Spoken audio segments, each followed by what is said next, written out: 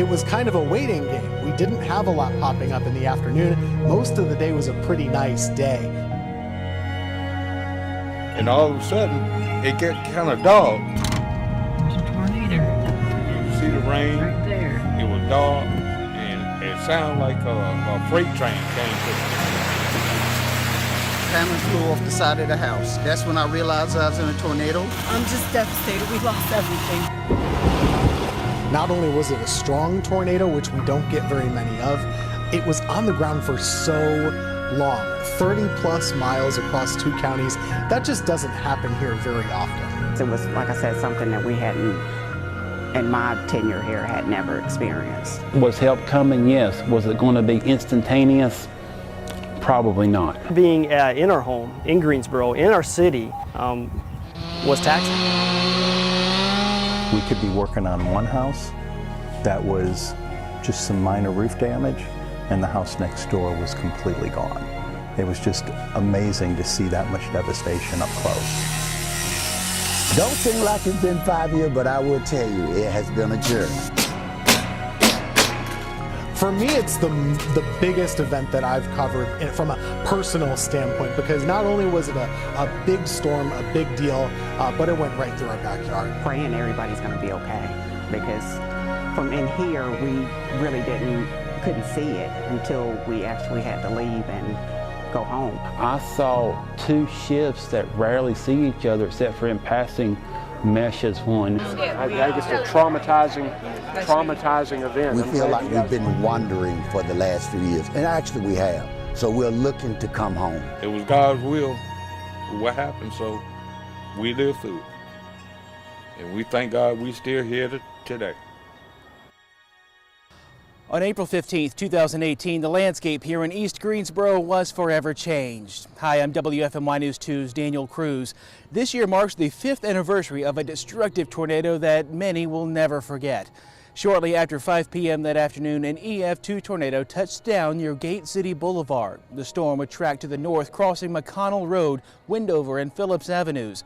The tornado would continue further north through Brown Summit and into Rockingham County. The tornado eventually dissipating just north of the town of Ruffin. Along the path, hundreds of structures were damaged. Some were homes, others were churches and businesses. 3 Guilford County schools were destroyed. The district has demolished Peeler Elementary, one of those schools, and a new visual and performing arts magnet school is already under construction. The other 2, Hampton Elementary students, they went to Reedy Fork Elementary. Irwin Montessori students, they have moved to Archer Elementary School. Guilford County Schools now has plans to sell the damaged Hampton and Irwin Montessori properties. Several churches were also damaged by the tornado's 130+ mile-per-hour winds, just hours after holding their morning worship services. Some of those churches have been demolished, others were rebuilt. And as we cross the 5-year milestone, Good News Baptist Church on McConnell Road still shows the bruises left behind from that day as they continue to put the pieces of their church back together. This is the women's restroom. Days after that destructive EF2 tornado left its mark on Guilford and Rockingham counties, Pastor Sherlock Bynum walked us through some of the damage left behind at Good News Baptist Church in Greensboro. You know, that large steel cross, it actually bent it forward. The church located on McConnell Road was one of several damaged or destroyed from the storm's 130+ mile-per-hour winds. Don't seem like it's been 5 years, but I will tell you, it has been a journey. This is Good News Baptist today. Nearly 5 years later, repairs on the church are finally starting to take shape. Good News Baptist wasn't the only one damaged by the tornado. Just across town, Max Life Church and the Refuge Church also faced months of repairs. We're just trying to be patient. We were forced to be patient in a sense due to the situation that we couldn't change anything. Since the storm, services have either been held virtually or at the Piedmont Baptist Association. But Pastor Bynum will tell you, there's no place like home. It is awesome to think about. We're looking for that day so we can exhale. That's the best way I can put it. We say, we finally made it. Pastor Sherlock Bynum says if everything remains on schedule and there are no weather delays, Good News Baptist will be able to celebrate the Christmas season back in their church home. Some good news indeed. Of course, the east side of Greensboro had already been a neighborhood that had a lack of investments due to redlining, over those many decades and stuff. And it was really hungry for investment already. So to have that tornado come through that really compounded the challenge for housing, was really a tough thing. Of the many structures damaged by the April 15th tornado, more than 500 were homes, the places where families gathered to celebrate holidays, birthdays, and graduations. Within seconds, many found themselves in the midst of a disaster that few in our area had ever experienced before. 5 years later, many of those homes have now been repaired. Leading the charge, Habitat for Humanity of Greater Greensboro. We were out within the first week, tarping roofs, removing debris. David Koleski is the CEO for Habitat for Humanity of Greater Greensboro.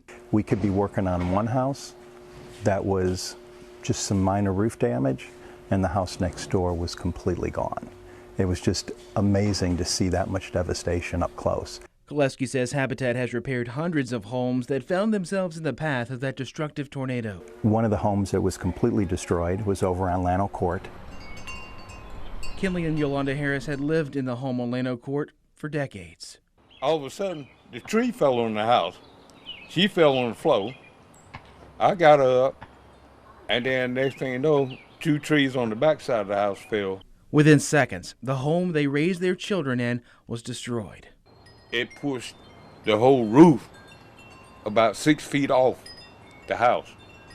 And it tore up the kitchen, the children's playroom, and the bathroom. I mean, you could actually see through the ceiling. The couple spent 2 years living in a hotel room as their home was rebuilt with the help of the city of Greensboro and Habitat for Humanity. They moved back into their newly rebuilt home in 2020. Other houses in the neighborhood were spared by the storm. This sign in his father's front yard just next door reminds him of the frightening moments from that Sunday afternoon. He thanked God that didn't have to hit his house. I mean, it could have been worse. It was God's will what happened, so we lived through it. And we thank God we still here today. When it comes to covering severe weather, our team of meteorologists always jump right into action. Not only are we required to share the urgent information by the FCC, but it's also our obligation to you. Covering more than a dozen counties from Boone to Burlington, it's our responsibility to keep you safe no matter where that warning is issued. For Chief Meteorologist Tim Buckley, the April 15th tornado hits a little too close to home. Tornado warning? Okay. When that tornado warning was issued on April 15th, 2018, Tim Buckley and our team of meteorologists quickly sprung into action. But this storm does continue to move up 29. Once you got that first warning, it was already in the city of Greensboro, and that ended up being the storm that really rocked for about 30 miles. As the storm tracked to the north, Tim had to take action like he never had before, as the area of rotation passed right over the News 2 studios. But we had to huddle our staff. I remember going out to the newsroom and kind of shouting with some urgency, we need to get into the safe spot. I've never been in the line of fire. I've been informing people about that a lot in my career, but never been the person that's actually been having to take cover myself. And certainly I felt responsible for the crew here also. Not only was this tornado powerful and dangerous with 135 mile-per-hour winds, it remained on the ground for more than 33 miles. It was on the ground for so long, 30 plus miles across 2 counties. That just doesn't happen here very often. The many days of community support is something Tim remembers most about the devastating storm that hit too close to home. This was something that went on for days and weeks, and we're sitting here 5 years later where there's still a slow recovery going for many folks, but the community really banded together in a way that was really impressive to see. During an emergency, seconds count, and this tornado certainly was no different. Seconds after the storm passed, a wave of calls came crashing into Guilford Metro 911. Operators were in the midst of a shift change, but that didn't last very long. Those answering the calls for service jumped right in to make sure that they got their help to their neighbors in need, not knowing the destruction that was left behind just outside of the 911 call center. When you dial 911, someone is always there to answer the call, no matter the emergency. But on April 15, 2018, dispatchers at Guilford Metro 911 faced an evening unlike any other. An employee came to the door and was like, hey, we just got a report of a tornado touchdown on 29. So we both immediately came into the room and the phones had exploded. Angela Mitchell was the shift supervisor when an EF2 tornado touched down in East Greensboro. Within minutes, dispatchers were inundated with calls for help. I can't get out of my house, can hear gas, trapped inside their house. My neighbor's house is not there anymore. I mean, it was a lot of calls. From 5 p.m. on April the 15th until 2 p.m. the following day, Guilford Metro 911 received 2,080 calls for service. 447 of those calls came within the first hour after the tornado. It didn't hit me until seeing that call screen with those open calls, not really knowing, are these entrapment calls, are these injury calls, are these calls of just the unknown. Nathan Jackson was on EMS dispatch that night. He says with each call he answered, his concern grew, not knowing the destruction that lie outside their four walls. Just as a human, there was that concern, is another fellow human in some type of peril that we just can't get to, because we have to be concerned with responder safety as well. So again, just a lot of unknown. Despite all of the damage the tornado created, there were no deaths along the path of the storm and no serious injuries, thanks in part to the quick actions of those answering the call for help. There's one picture that'll forever stay in my mind as a kind of a communications-minded person. The cell tower, 408 Banner Avenue. While that address sticks in my mind, I guess it's one of those things. The cell phone tower laid over like a candy cane. And that impaired people's ability to make phone calls. You know, just praying everybody's going to be okay. Because it was, like I said, something that we hadn't, in my tenure here, had never experienced. The tornado weakened slightly as it entered Rockingham County. Wind speeds fell to 125 miles per hour, but snapped trees and damaged homes still littered the landscape from Reedsville to Ruffin. WFMY News 2's Hannah Jeffries spoke to those who rushed in to help as the storm moved through Rockingham County. 5 years later, and people haven't forgotten the violent tornado that ripped through Guilford and Rockingham counties. It was a bad storm. We could hear it getting rough. And it was just a couple of minutes later, that's when we got the call that it was a tornado in the area. It first touched down in East Greensboro, staying on the ground in Guilford County for 16 miles. Layla Hazenzadi remembers being on the other side of the city when it happened. Maybe 15 minutes down the road and seeing how it could affect, you know, one area so strongly and not even affect the area that I was in was very surprising. The storm continued along Highway 29 toward Rockingham County. Spinning north, it weakened only slightly, injuring about a dozen people. Reedsville Rescue Squad Chief Joel Madron responded. The one mobile home, it lifted it, modular home, it lifted it up, took it completely across the roadway and threw it into a house on the other side of the road.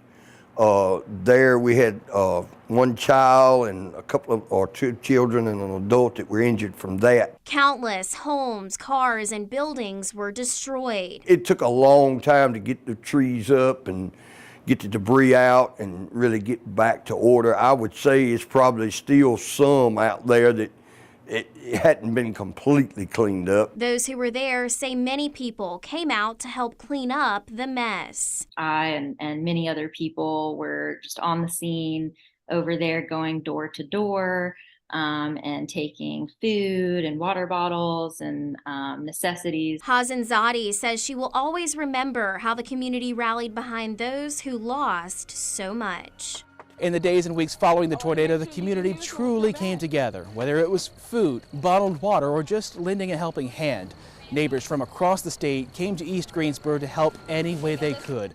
Governor Roy Cooper walking alongside Mayor Nancy Vaughn, offering the full support from the state of North Carolina. Then sitting Vice President Mike Pence also touring the damaged city alongside leaders, both federal and at the city level. As strong and terrifying as the storm may have been, there were no serious injuries and no fatalities directly related to the tornado. Organizations like Habitat for Humanity are still working to rebuild portions of East Greensboro. 16 new homes will be built over the next year. 8 are already under construction. Plans for more single and multifamily homes are also in the works. And for me personally, that storm remains one of the biggest events I have ever covered in my television career. It's something that we never want to cover, but when you can find the light in the darkness and the resilience of our hometown, it creates hope and promise that we truly are Greensboro strong. Thank you for watching as we look back at the April 15th tornado 5 years later. From all of us at WFMY News 2, I'm Daniel Cruz.